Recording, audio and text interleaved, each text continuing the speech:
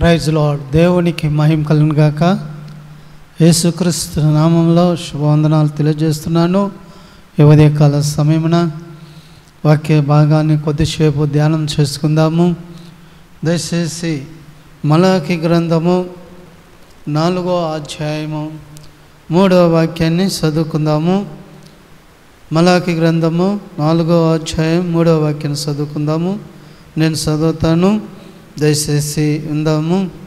అయితే నా నామమందు భయభక్తులు గల వారు మీకు నీతి సూర్యుడు ఉదయించును, అతని రెక్కల ఆరోగ్యం కలుగజేయును కనుక మీరు బయలుదేరి క్రొవ్విన దూడ వలె గంతులు వేయినట్లు గంతులు వేయుదురు.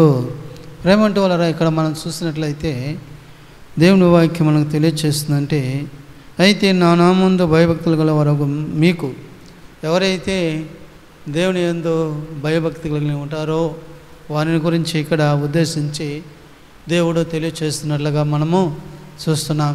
ఈ లోకంలో జీవిస్తున్న ప్రతి ఒక్కరు కూడా భయం లేకుండా ఈ లోకంలో జీవించేవారు చాలామంది ఉన్నారు. చాలామంది భయం లేక, భక్తి లేక, దేవుడు అంటే లేక జీవించేవారు ఉన్నారు. చాలామంది దేవుడు లేడని తమ హృదయంలో, బుద్ధిహీనులు తమ హృదయంలో అనుకున్నట్లుగా చాలామంది ఉన్నారు. అయితే ప్రేమంటులారా, ఇక్కడ దేవుని వాక్యం ఏం చెప్తుందంటే, ఒక మాట మనం ఆలోచించవలసిన, అయితే నా నామమందు భయభక్తులు గలవారు మీకు, ఎవరైతే ఆయన నామమునందు అంటే యేసయ్య నామమునందు భయభక్తులు కలిగిన వారు మీకు అంటున్నాడు. అంటే ఎవరైతే దేవుని యందు భయభక్తులు కలిగిన వారికి అంటే వారు అంటే మీకు, మీరు ఎవరైతే దేవుని యందు భయభక్తి కలిగి ఉన్నారో మీకు, మిమ్మల్ని గురించి దేవుడు ఉద్దేశిస్తున్నాడు, చెబుతున్నాడు. భయభక్తులు కలిగిన మీకు, మిమ్మల్ని గురించి ఈరోజు తెలియజేస్తున్నది ఏంటంటే, ఇక్కడ మనం చూసినట్లయితే నీతి సూర్యుడు ఉదయించును. ఎక్కడ మీకు నీతి సూర్యుడు ఉదయించును, అతని రెక్కల ఆరోగ్యం కలుగజేయును కనుక మీరు బయలుదేరి క్రొవ్విన దూడ వలె గంతులు వేయినట్లు గంతులు వేయుదురు. ఇక్కడ మనం గమనించినట్లయితే మీకు అంటే ఆయన నామమందు భయభక్తులు కలిగిన వారు, వారికి నీతి సూర్యుడు ఉదయించును. నీతి సూర్యుడు ఉదయించును, అతని రెక్కల ఆరోగ్యం కలుగు చేయును. అతని రెక్కల కింద ఆరోగ్యం ఉంటుందంట.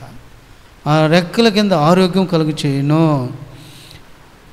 కనుక మీరు బయలుదేరి క్రొవ్విన దూడ వలె గంతులు వేయినట్లు గంతులు వేయుదురు. క్రొవ్విన దూడ గంతులు వేయినట్లు.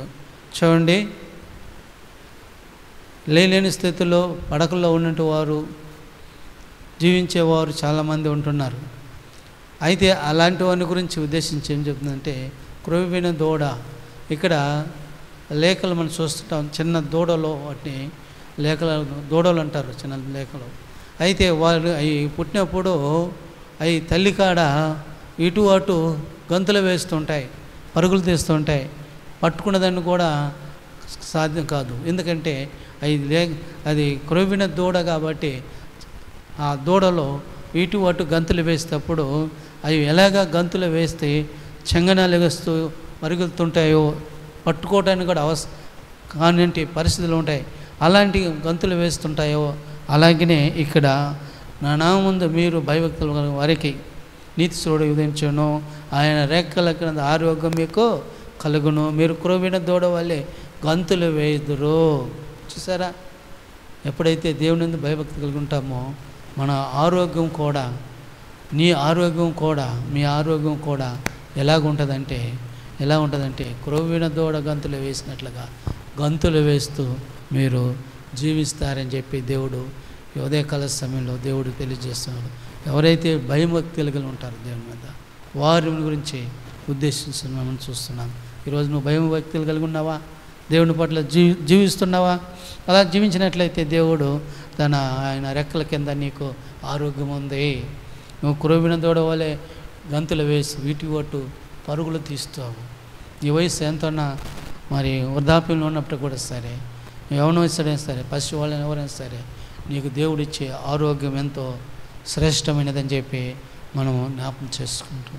ఈ లోకంలో ఎవరు ఇవ్వలేంది, ఏ డాక్టర్లు ఇవ్వలేంది, ఎవరు దేవుడి నుండి నీకు ఏమి నా నామమందు భయభక్తులు మీకు నీతి సూర్యుడు ఉదయించును, ఆయన రెక్కల కింద ఆరోగ్యం ఉంది, ఆయన క్రొవ్విన దూడవలే వారు గంతులు వేయుదురు, ఇటు అటు తిరుగుతూ మరి దేవుణ్ణి జీవించగలగలని చెప్పి నేను జ్ఞాపకం చేసుకుంటున్నాను. కాబట్టి దేవుడు వాక్యం దేవుడు దీవించిన కాక ప్రార్థన చేసుకుందాం. తల వంచండి. పరిశుద్ధడానికి వందనాలనైనా ఈ సమయంలో మన వాక్యము ఆశ్రదకరంగా ఫలింపచేయమని, అనేక మంది రక్షించబడటానికి కార్యం చేయమని, మహిమ తెచ్చుకుంటారని, ప్రతి సైతాన్ తొందరలు లయపరచమని యేసుక్రీస్తు నామంలో స్తుతించి ప్రార్థిస్తున్నాం తండ్రి. ఆమేన్. మీకు అందరికీ యేసు నామంలో వందనాలు.